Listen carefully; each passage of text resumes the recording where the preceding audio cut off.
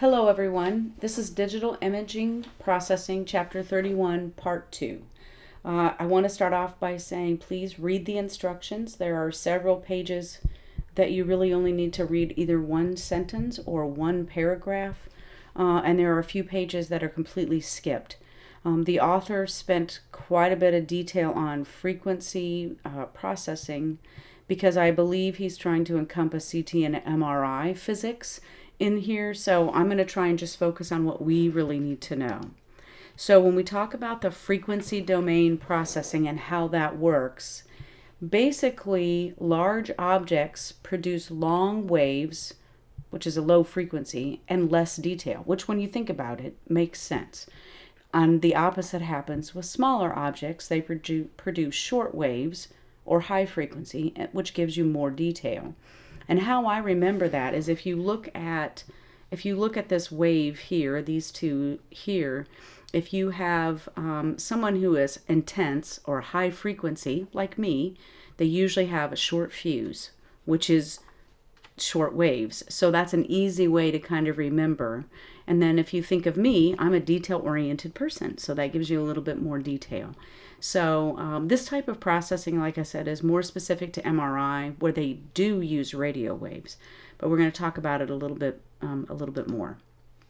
So multi-scale processing is a type of frequency filtering, and basically what this does is it divides the image into 8 or more frequency bands or sections.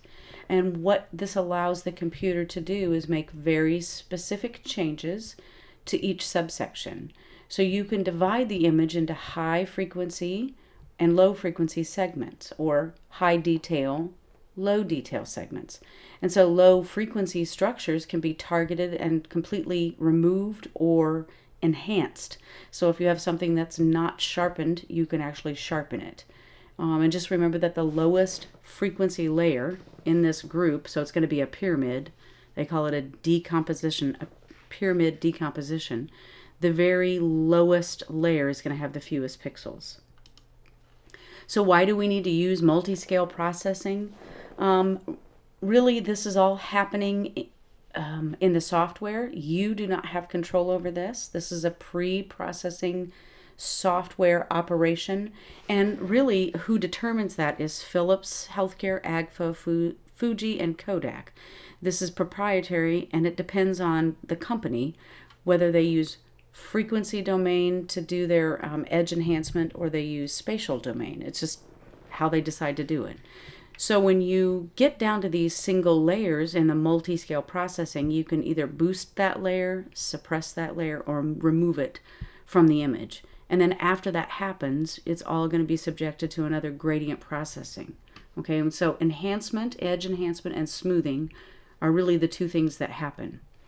So in the frequency domain, we have low pass filtering and we have high pass filtering. If you have trouble remembering these, then just remember one, because the other one is completely the opposite. So if you're low pass filtering an image, that means you're going to keep all the low frequency parts of the image, and it will filter out the high frequency pieces. So it's going to filter out some of the detail. Basically, what you're trying to do is smooth out the image. That's an example of low pass filtering. So maybe you have an image that's just too high in contrast and it's too sharp and it needs to be smoothed. The downside is the image may appear a little blurry, but the noise is going to be reduced and you might lose a little bit of detail.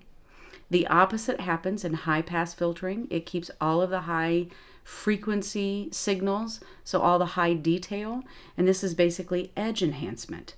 So you're trying to filter out the noise so that your image will appear sharp. Oh, I'm sorry, you'll actually have more noise, but your image will appear a little sharper and much higher contrast. So this is a good picture of the kitty cat. So here would be your original image. This would be an image that has edge enhancement applied. So all of the high frequency portions of the image have been kept. And this is smoothing. So this is where you're going to reduce the noise. And this is, it softens the image. So you're going to keep the low frequency. So how does kernel size affect filtering, and where does a kernel fit in? Please watch the 2 videos I posted on what is a kernel and then how is kernel processing work in the real world, because it does a really good job explaining what a kernel is. A kernel is basically an operating system inside the software.